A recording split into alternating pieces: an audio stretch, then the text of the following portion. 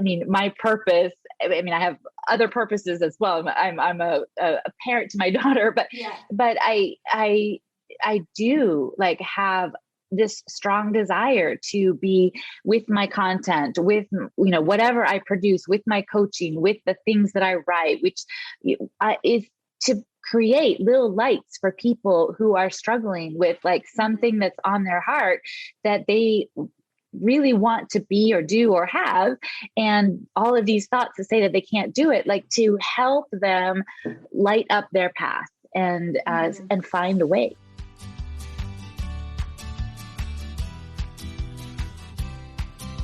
Welcome to the Confessions of a Working Mom podcast, where we bring you real life working mom stories, tips, tricks, and advice for thriving and surviving in motherhood. Because you shouldn't have to experience working motherhood alone. Join our community of support as we discuss all of the things and how we get by in this sometimes crazy and imperfect journey of working motherhood. Welcome back to another episode of the Confessions of a Working Mom podcast. On this week's episode of the podcast, I am talking to Julie Ann Randall. So Julie is a life coach and owner of Allowing Joy. In her life coach business, she empowers her clients to create their joyful desires, even when they seem impossible. Her clients have accomplished a variety of impossible goals, including building new businesses, attaining promotions, changing jobs, augmenting income, transforming discordant relationships, finding new love, completing PhD dissertations, publishing books, making and marketing art, among a variety of other things that Julie has helped her clients achieve. So Julie set out on creating her coaching business due to a family loss, which we'll go into more on the podcast. Then went through the Martha Beck Life Coach Training Program and decided her passion was really helping moms thrive in their lives. So I'm really excited to chat with Julie today. And I know you'll get a ton of value out of this conversation. So without further ado, let's dive in to our episode this week with Julie Ann Randall. Hi, Julie Ann. Welcome to the Confessions of a Working Mom podcast. I'm so happy you're joining me today. Good morning. I'm delighted to be here. Thank you. Yes, of course. So can you just start by telling us a little bit about you, your family, your background, and anything else you'd like to share with our listeners? Sure. I'm a life coach and I'm specialized in helping people create their impossible dreams. I'm also a single mom with a beautiful 4-year-old little girl that I co-parent with her other mom. Each of us has her 50% of the time. And I'm in the process of becoming a single mom by choice with my second child. I grew up on the West Coast, went to college on the East Coast, and lived in Italy for 7 years before returning to California. I have a degree from an Ivy League school, done a bunch of different things professionally, including working in public relations, marketing, project management, apparel design, interior design, real estate sales, mortgage loan origination, massage therapy, as a tour guide, and as a birth and postpartum doula, to name a few. But my greatest love is truly empowering people to say yes to and create what their hearts really desire. I love that so much. Yes, I think that's so important, especially for moms after we become moms, to kind of not lose those dreams that we had before we were moms. So I just love what you're doing, and I love everything you just said. And not buying into like the societal belief that, okay, now that I'm a mom, like that's all that I can do and I can't do these other things, or my needs aren't important. Like only my kids' needs are important. Right. Yes, that is so important for moms to realize that. So what advice would you give to moms to start, like just in relation to sort of balancing or managing work and family lives? I know balance can be a very sort of loaded question or loaded concepts. Like a lot of people believe balance doesn't exist, but what would you say to moms in relation to that? The analogy I always use about the balance is like when a pilot flies a plane, they can't fly directly. They're always course correcting. When they realize they're a little bit off course, then they correct this way. And when they're off course the other way, they correct that way. So I think balance is always paying attention to yourself and your inner guidance of what's right for you, and then course correcting. And, my advice is really listen to yourself, get clear about what it is that you really want, and then go out and create it. And there's no one way that's right to have work and family life. There's only the way that's right for you. And just because other people that you see around you are doing it in XYZ kind of way doesn't mean that you have to do it that way. The important thing is to figure out what it is that your heart wants, and then go figure out how to do that. And I think that if you think you have to do something just because you see it around you, then give yourself permission to do whatever it is that you really want, no matter what other people are doing. That said, if you want to do something, one of the most powerful ways of figuring out how to do it is to go out and look for models of other people who have done it, because then it's easier to believe that you can do it too when you find other people who have done it. And you might have to look for a while, and there might not be a zillion of them, but finding other people to model for you what you want to do can give you that extra belief that you can do it too. And of course, if nobody's done it, if nobody's run the 4-minute mile, preferably already, then go out and be an example for the others behind you who might want to do it too. Yes, I love that. And I love what you said about kind of listening to your inner self and your intuition. I think that's so important for moms and women in general, because oftentimes I think society is like ingraining us not to listen to our intuition in a way. So it's like we have to kind of put a stop to that and just say, no, like I am going to listen to what's coming to me, because that's what I feel deeply and strongly about. Yeah. And I think a lot of my work is when people want something, usually the biggest obstacle is between our own two ears. It's the thoughts in our mind that tell us, oh, you can't do that. You can't have that. I'm too old. I'm too young. I'm too fat. I'm too skinny. I'm too, the wrong color. I'm the wrong religion. I don't have enough support. I don't have enough time. I don't have enough money. All of these thoughts of like all the reasons why we think we can't do something. And the biggest challenge is often like shifting those thoughts and finding the reasons why you can rather than why you can't. Yes, I love that. And just to kind of go a little bit deeper into that, because I think a lot of moms would probably want to know, what would you say to them? Like, how do you go about shifting your thoughts? Is there like a couple of pointers you can give them along the lines of, okay, how do I even start doing this? Come work with me as a coach.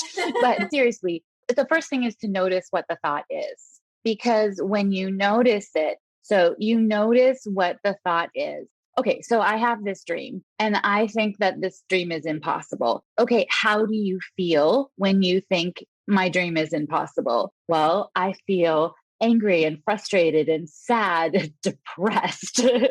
And then what do you do when you're feeling angry and frustrated and sad and depressed? Well, I sit around and eat Netflix, and I eat, 2 boxes of Oreo cookies, and I chat on my phone, or I scroll on Facebook, or I go out and compulsively shop, or I'm angry with my husband. Whatever you're doing, I'm criticizing other people. Like, ooh, look at that person. Who does she think she is that she can do that? Whatever it is that you do, everybody look at when you're thinking my dream's impossible and you're feeling angry and sad and depressed and you're eating cookies or like binging on Netflix, then what is the result? Well, you're not creating your dream. But it's not because your dream is impossible. It's because you're thinking that it's impossible that's leading you to feel the angry, sad, and depressed, and then do all of these things that don't get you the results that you want. So once you see the result of that thought and how it functions in your life, then it's not necessarily still easy, but it's easier to be like, oh, I see that. That's my brain with that practice thought that this dream is impossible. And I don't have to go there today. Today I can think, look, these 7 people over here did it, so I can do it too. Or I'm really good at learning things. And this thing that I want to do is a learned skill. And I've learned a lot of other hard things before, and I can learn this too. Or, you know what? I've done hard things and I can do hard things. So you can begin to, once you see it and you see the effect of that thought in your life, then you can begin to notice it. First, you notice it and you still believe it. Then you notice it and then you don't believe it. And then you notice it and you consciously choose a different thought. Yeah, I love that. And yes, great preview of, I'm sure if someone worked with you as a coach, what you would offer to them. I love that. We do it all the time. Yeah.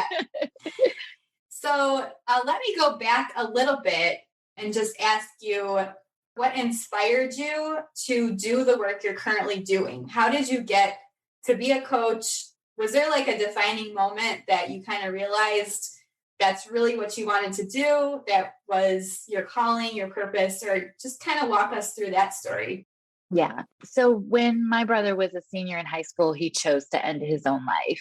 And he was honors student, Eagle Boy Scout, really talented composer. He made multi-track recordings with a synthesizer and did all the instrumental parts and all the vocal parts. And he was funny and kept everybody in stitches. Amazing person. And he had a thought, I can't make money in music. And he wanted to be a musician. And he thought that that was, he had to be a computer programmer or an engineer to make money. And so, this is my perspective, but my understanding was that, and we discussed it before it happened, but he really was like, well, what I want is impossible. And then he was feeling depressed and then he decided to end his life. And at the time, I tried, but I did not have the skill set to show him that his thoughts weren't necessarily even true, that it was possible to make money in music and it's possible to make money in a zillion other ways and be a musician. But I didn't have the skill set to show him that he didn't have to believe those thoughts that his mind was serving up. And so it certainly set me on a path of, I want to find effective ways to help people to see past these limiting thoughts that we have in our brains that cause us to think we can't do things that we really could. Yeah.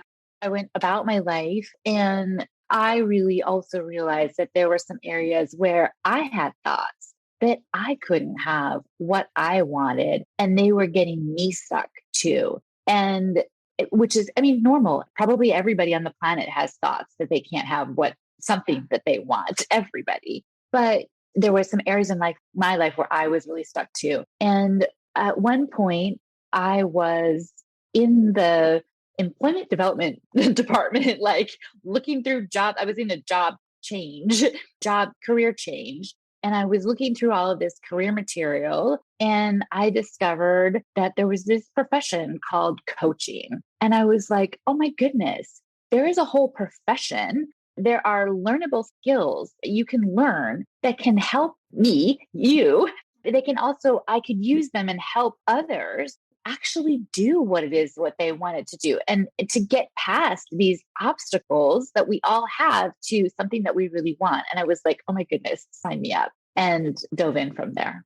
Yeah, I'm so sorry about your loss, but I really do think that is so important for people to realize, as you said, we do have these limiting beliefs. And one of the quotes that stands out to me, so when I first started my journey blogging, getting online, really following my passions and what I love doing, I started listening to a podcast by Kathy Heller, and it's Don't Keep Your Day Job. And she kept saying over and over and over, and it really resonated with me. Like she said, the opposite of depression is purpose. And that just stuck with me to this day. And I'm like, yes, that really is true. A lot of people have to, go through such mental roadblocks, and they're inside their own heads, and sometimes just need someone like you to come and let them know it's okay to express their passions, to follow their purpose, to do what they're meant to be doing. It's okay to do that. So Yeah. And I wouldn't wish what I went through or what my family went through on anybody, but it has given me my purpose. I mean, I have other purposes as well. I'm a parent to my daughter, but I do like have this strong desire to be with my content, whatever I produce, with my coaching, with the things that I write, which to create little lights for people who are struggling with like something that's on their heart that they really want to be or do or have. And all of these thoughts to say that they can't do it, like to help them light up their path and find a way. Yeah, that was really beautiful how you put that right there. I love that. To light up their path and find their way. That's really beautifully put. So what it would be your sort of like your favorite part of the work you're currently doing? Just, it's such a privilege and joy to be on the journey with people when they're making transformation, especially when they've been struggling or suffering for a long time. To be able to help somebody complete a PhD that they've been like sitting on for 10 years and they're like, this is never going to get done, to like be able to help them get that done, or to publish the book that they've been wanting to publish, or to help them save their marriage and create the love and the connection and the partnership with their partner that they have wanted and dreamed about, but they haven't been able to figure out how to create. And even if it's just the little things in like one coaching session, there can be one moment where somebody comes to the coaching session and when they arrive, they are exhausted and feeling depleted and feeling powerless and feeling frustrated or overwhelmed or scared or angry or lonely or whatever it is. And to be able, through the process of coaching, which is just asking questions and revealing the wisdom that's already inside my client. I don't bring something from the outside. I'm just helping them reveal what's on the inside, but helping them to see things in a different way. And they can go away feeling lighter, feeling inspired, feeling more confident, feeling more powerful, feeling like they can create what they want and they're not a victim to their circumstances. That feeds me in such a powerful way. Yes, I can definitely see how would be very fulfilling and very just, I don't know, it just makes you feel really good to help people, because I feel the same way with just like doing the podcast. Like I absolutely love, this is like my favorite part of what I do, just talking to different moms and having conversations like this. Totally. And for years, I mean, I had a long kind of circuitous route. And for years, I was doing other things, which are totally great. But I'm a person who loves to help people and to connect with people in a deep way. And for years, I longed for work that would allow me to connect with people on a really deep level and help make a difference and help them in a really meaningful way. And I have been blessed probably for the last 10, 12 years to be doing work that, maybe even longer, but to be doing work that really allows me to connect with people in a really deep, meaningful way and help them make positive changes in their life. It's so exciting and delightful. And I feel so grateful that I can do this. I love that. So tell us a little bit about your typical day. Kind of like walk us through, like, what do you typically do? Kind of break your week into different chunks to work on your business, or how do you structure that? And sort of like give the listeners a little bit of an idea of what a typical week looks like for a life coach.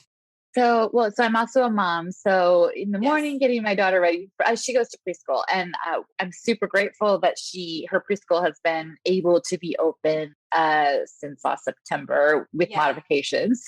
And so in the morning or in the evening, I may be, getting her up and getting her off to school, or getting her dinner and off to bed, and those kinds of mom things.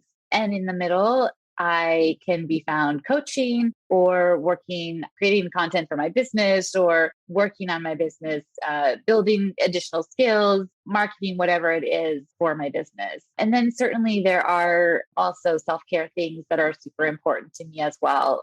Physically working out, having my own meditation practice and writing practice and self-coaching practice and getting coached myself. And, I think my mentors always taught me to take care of myself first, because I can only give to other people as much as I can take care of myself first. So certainly part of my commitment to my clients is also to do this work in my own life first, so that I can then share from my overflow and from my own personal experience. And then on the weekends, I do try to have at least one fun thing that I can do with my daughter and or with friends. Often they're combined with friends. And then some of it is like taking care of chores. And I love people, but I also do recharge from having alone time. And I do protect my, space that's alone time, but also doing fun things. Yeah, I can totally relate to that. So I have one 5-year-old daughter, and she's very similar. She just started kindergarten, actually. The picture was so beautiful of her on the bus. Yeah, she ran right on the bus and didn't look back. And I was the one that was crying a little bit, but yes. Yeah, that kind of leads me to backtracking a little bit. I forgot to ask you, what is your favorite part of being a mom? Oh my goodness. Being a mom is like the best thing. And do I have to pick just one? No, of course not. I love the snuggles and the laughter and the excuse to do fun things and the excuse to be creative and get out all my art supplies and get really messy. I love seeing the world through her eyes. I love just the opportunity to reflect on life and what's important and what am I teaching by how I'm living and how I'm acting. Because she's not going to listen to what I say. She's going to learn by what I do and how am I living. So it's like I'm on camera and recognizing that what I do matters because somebody else is watching. Yeah. And if I'm living small and afraid and not going after my dreams because I'm believing that they're impossible, she's going to learn that she's powerless in the world and she can't go after her dreams. And if I am taking risks and doing scary things and putting myself out there and going after what I want, then I'm modeling for her that she can be powerful in the world too. And she can go out and create, and she doesn't have to accept whatever she's dealt with. She can go and create what her heart wants too. So recognizing that, just the opportunity for reflection and purpose, I love your quote about purpose. It definitely gives me purpose and focus, and it's totally fun. I love that. Yeah. And I agree with everything you said about being a mom. It's an amazing experience that sometimes it's hard to describe unless, you're in it and you're doing it. But I love that we're both teaching our daughters to follow their dreams. That's what I feel totally most passionate about, above and beyond a lot of other things I do in my business. That's my overarching, I think goal and hope in life is to make sure that she knows that it's okay to pursue her dreams. Yeah, absolutely. I was scared for a long time. I hadn't found a partner. I wanted to be a mom, but I was scared of doing it alone and scared that I wouldn't be able to handle it. And I didn't have enough time or enough money or, all of these, it's impossible. And, looking back, it's the best thing that I ever did. And I am so excited that I gave myself that gift. Yes, that's absolutely amazing.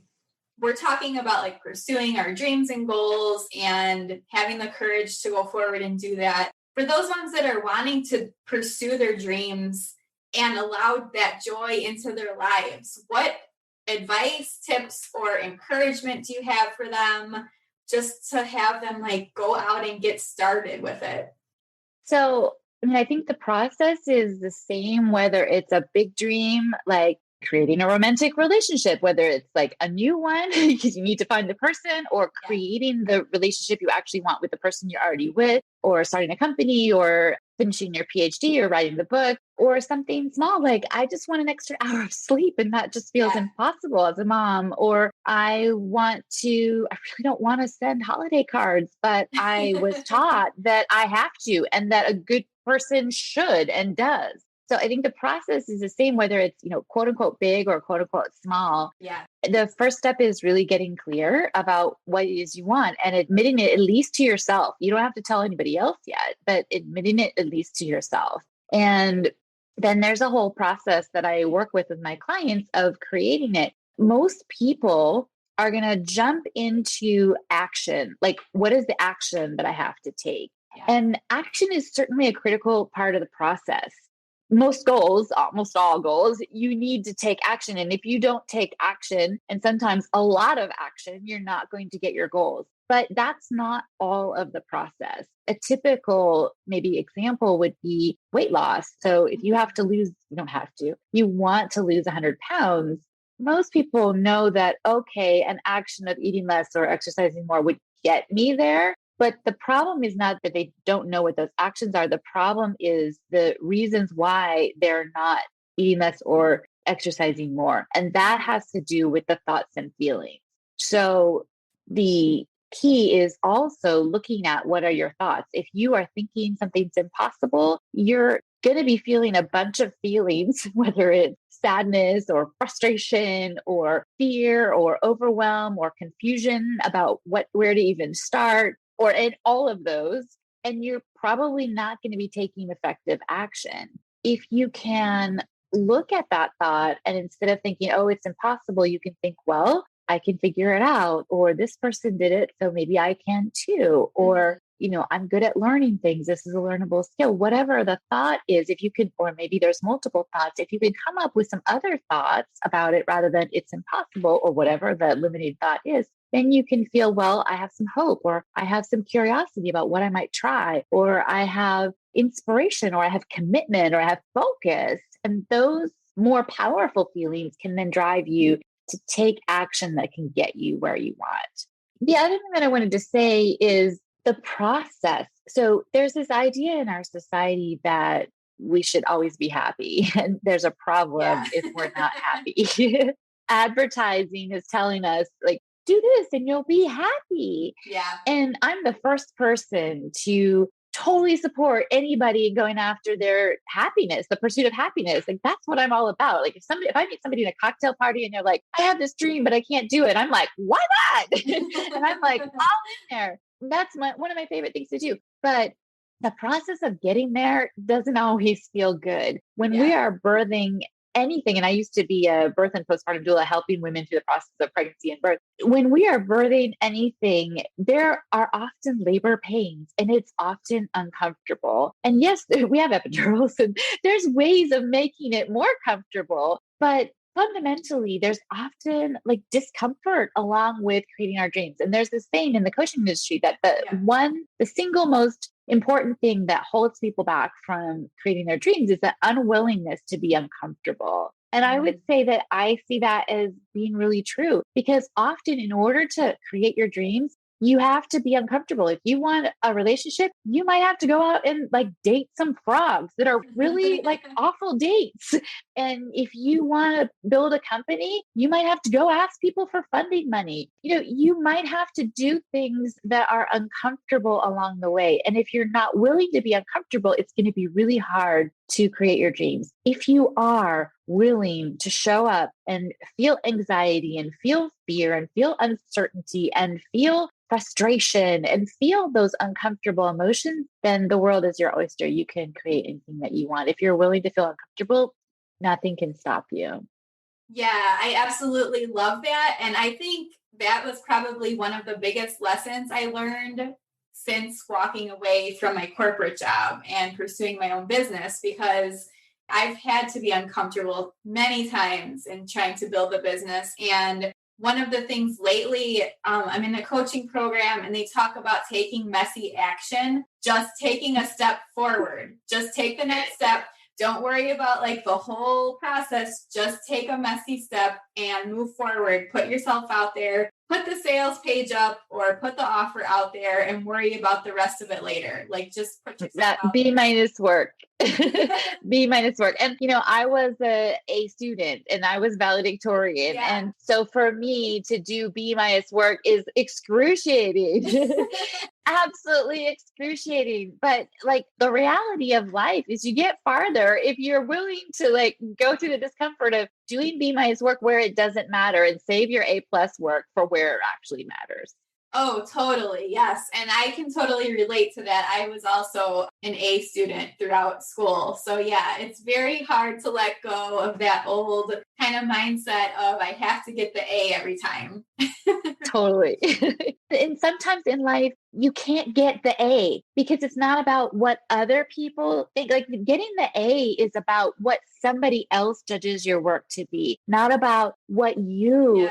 feel inside. And sometimes happiness and joy is about following what you feel inside, no matter whether or not somebody else does it as A plus or B minus or an F.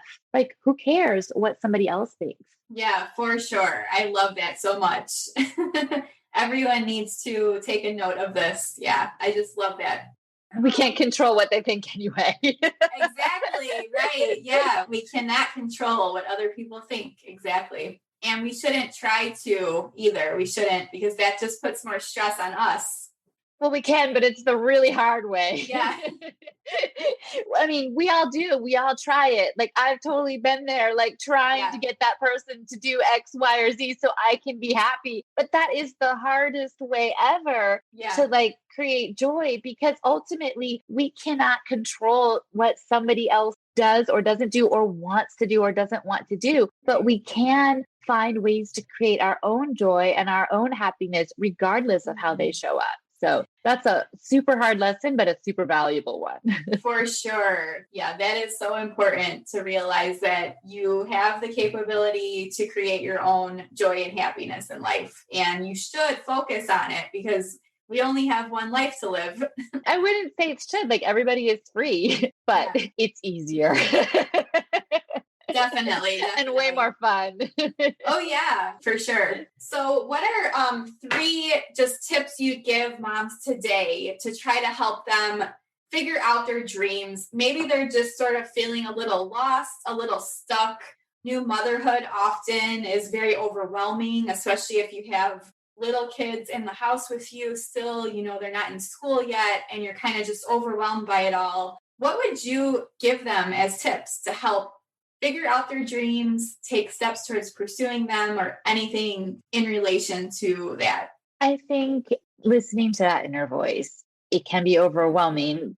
And it can also be a moment when you get clear about what's important and listening to that inner voice. My experience is that a lot of people do actually know what they Mhm. want, they're just afraid to admit it. Yeah. So, getting courageous enough to at least admit it to yourself. You don't have to write it down. You don't have to let your partner see it. You don't have to tell, your family or your religion or your Yeah. community or your political party or whatever, but at least enough to admit it to yourself. If somebody is struggling with not really knowing, like they're really like, I really don't have a clue, then I would start with what you don't want. Like, what you don't want. Some people come to me and they're like, I don't know what my new job title is going to be, but I don't want to be doing this anymore. Yeah.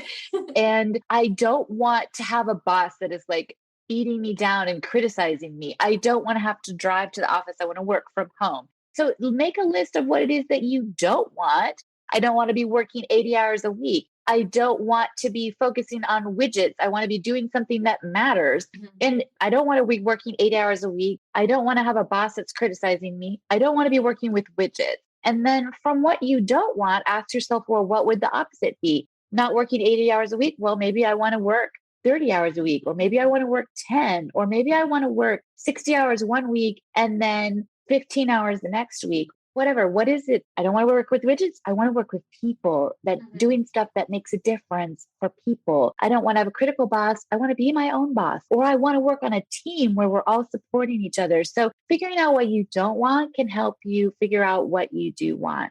Yeah. And then once you know what you want, I would say ask yourself why you want it. Okay, well, I want to be a doctor. Well, why? Because I want to make a difference for people. Well, why do you want to do that? Because it feels so satisfying for me to help people. Why is that important? Well, because I grew up with people who were just caring about themselves and I want to care about other people. Why is that important to you? Asking that over and over, at least 5 times until you get to some of the deeper reasons why you want what you want. And it doesn't have to be altruistic. Like you can want to lose weight so you look great in the size 6 jeans or a size 12 jeans or whatever it is. You can want to feel sexy. You can, whatever. It doesn't have to be like for somebody else. It can be just for you. There's no wrong reason. But when you get to your deeper reasons, then you have fuel. When I'm working with people, what you want is the destination city on the hill where you're going. And your why is the fuel to get you there. And when things get uncomfortable, because they're going to get uncomfortable on the process of creating anything, knowing why it matters to you can give you the strength to keep going, even when things get hard, even when it's uncomfortable, even when it's scary, even when you're uncertain, even when there's like failure or setbacks or whatever. Knowing that why can help you have the fuel to get there. And then I think the third thing that I would say is think about the person that you will become when you are there. So, if I'm working with somebody who is wanting to have a child and they have done fertility treatments over and over and miscarriages, or losses or not getting pregnant or whatever it is that whatever chromosomal abnormalities and whatever, all of these like failures in the process, the temptation as humans is we are like looking at this failure and feeling frustrated and sad and depressed. But if you can look past it, so like up the mountain, look from the top down rather than the bottom of the mountain, looking through all these trees and not being able to see where the top is or the path to get to the top. If you can, in your mind, go to the top of the mountain and look down, you can use that to pull yourself up. So go to the place where you already have your baby and you're snuggling with that baby and you're so delighted to finally have accomplished that goal of becoming a mom. And you can look back and say, yeah, every step of that journey, even though it was painful, even though it was hard, was worth it because it got me here. Who would that person be? And then how would that person feel? And how would she think? And how would she act? You can actually get a lot of advice from your future self. If you go to that place where you're thinking about that future self, you can actually ask her, what would you advise me? How would you think about this? Well, think about this as a no big deal blip in the road because eventually you're going to make it and you can feel better. Or, say no to that request on your time because that's not what's going to be your priority when you're CEO of this new company that you are starting. And you're not going to be spending your time baking cookies when you're CEO of this company you're trying to start. So you can go ahead and say no now and start acting like her. Yeah. So beginning to think about who is my future self, who has accomplished what I'm in the process of creating, and how does she think? How does she feel? How does she act? How can I begin to be her now? How can I feel like her now? How I can act like her now? How can I think like her now? And the more you can stay in that embodiment of your future self, then the faster you'll get to where you're going because you become her. And the reason we want anything is we want what we want. The booby prize is the side benefit is the person we become in the process. And the sooner we start becoming that person, the sooner we get to the goal, but we also get the side benefit goal of becoming that person.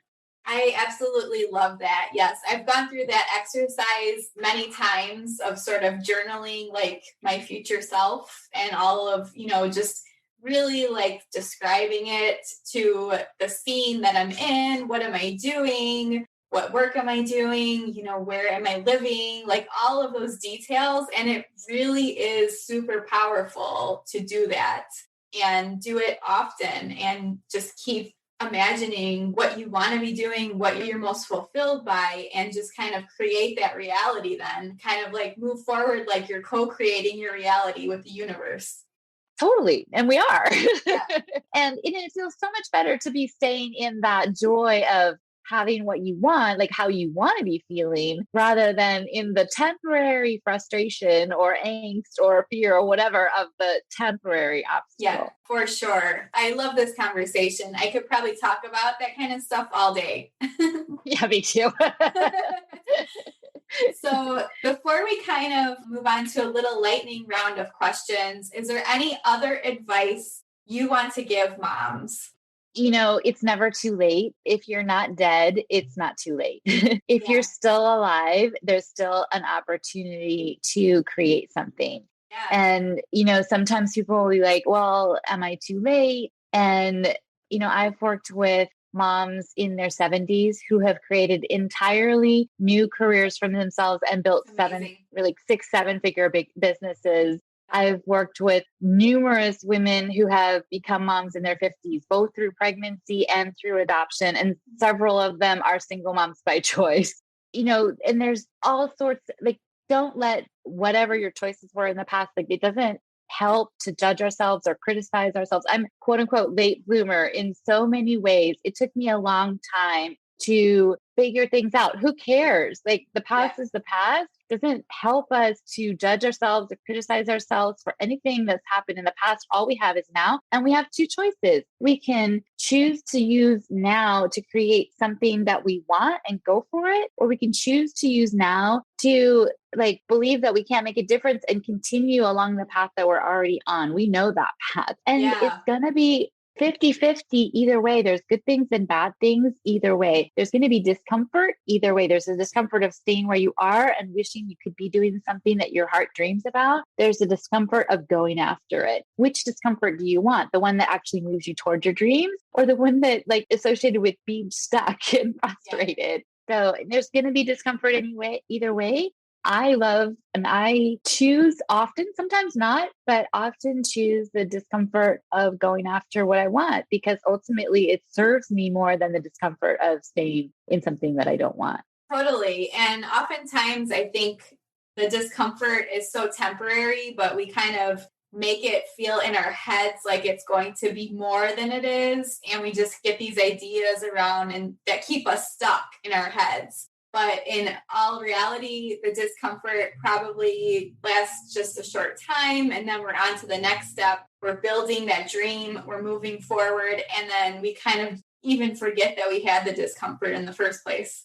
Yeah. In my work, I often teaching people to feel and process negative emotion. And often it's really 90 seconds or less. If, for example, if I'm working with somebody that wants to lose weight and they have a food protocol, and the first day they eat their food and then they stop because that was at their protocol, and the urge is to eat more because they're feeling uncomfortable emotions. And so the first thing that I have to teach them is how to sit with whatever they're feeling, whether it's anxiety or fear or whatever, frustration, sadness, whatever is coming up. And often if you just sit and, put your hand on your heart or on your belly and just breathe, and, this is the part where I'm feeling anxious. Okay. This is the part where I'm feeling anxious. This is the part where I'm feeling sad or whatever it is. And you just notice it and breathe with it. This is the part where I'm feeling sad. Okay. This is the part where I'm feeling sad. And often 90 seconds or less. And it's dissolved, shifted, and you can go on to whatever the next thing is. It doesn't have to be that big of a deal. We avoid emotions, uncomfortable emotions, particular, because nobody ever taught us that it's okay, just to sit and be feeling sad or feeling anxious or feeling afraid or feeling angry or whatever it is we're feeling. And when you learn, okay, it's okay, I can feel anxious. If that's okay, it's not going to kill me.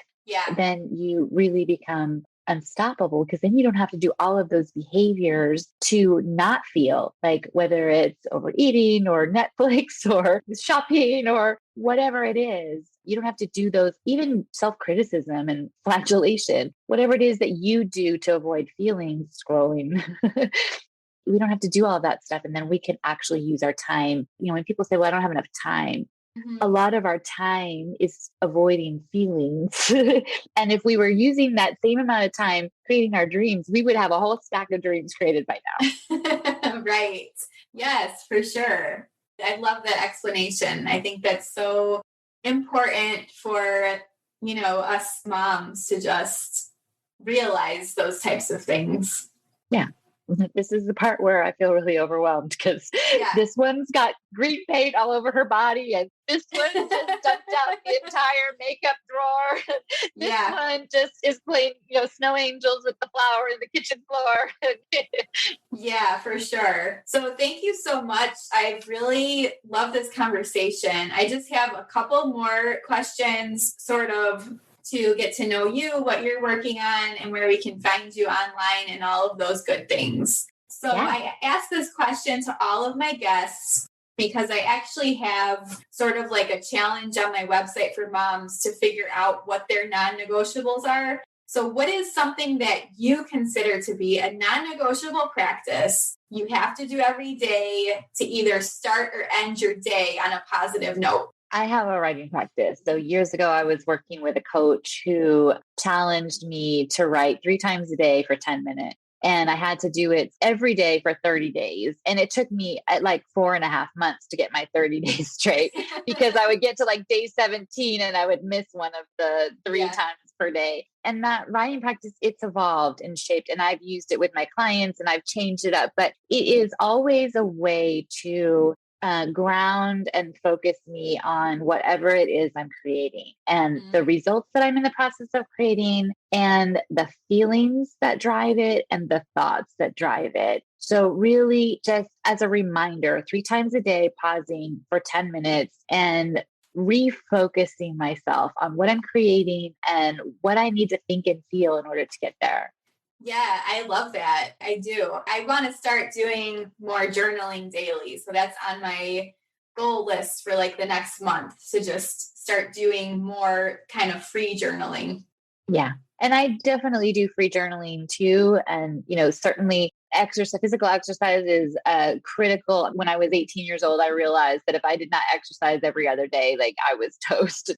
That's as important to me as sleep or eating or brushing my teeth, working out, meditation, my journaling, self-coaching and being coached by other people. Because sometimes you just need somebody else to see the fallacies in your brain. Yeah. And like food, nourishing myself with healthy food. And all of that is certainly a part of it as well. Yeah, definitely. So who would be your sort of favorite, either like a favorite podcaster, blogger, like a favorite author or other expert that has really influenced you in your life? There are lots. I follow a lot of coaches and certainly Brooke Castillo and the Life Coach School and her self-coaching scholars. I mean, certainly has been like a fountain and we trained in the same. I did initial coaching training and then I did Martha Beck's training, which Brooke also came from that background. So certainly her work and her commit, she trains coaches. So a lot of those coaches who have trained with her would probably be inspiring to me in terms of the coaching industry. And then there's things like Small Things Often by the Gottman Institute, just podcasts that kind of give you little nuggets that you can take with you and apply to bring more joy and love in your life. Yes, that's definitely important. I love those types of podcasts as well. What are you currently working on that you're most excited about? Becoming a mom for the second time. Yeah, creating my second child. It's not impossible. That is very possible. It's happening. But that is my dream that I'm excited about being in the process of creating. That's amazing. I'm so happy for you. Thank you. And where can our listeners find you online? Where do you hang out the most often? And all of those good things. So my website is allowingjoy.com, ALLOWING, allowingjoy.com. And my Instagram is allowingjoycoaching. So either of those places. Yeah. Okay, awesome. I'll also link to all those in the show notes. So all the listeners can just go click on those and find you.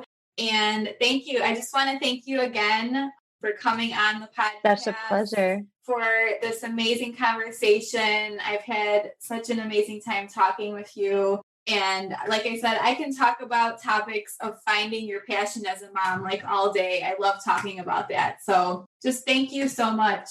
it's so important in what our children are watching, and when we create our dreams, when we go after them, we're teaching them how to do it. So I'm so grateful to you for having this conversation and to get to know a like-minded soul. So thank you so much. Honor and privilege.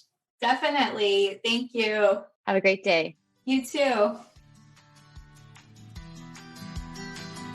So, hi mamas.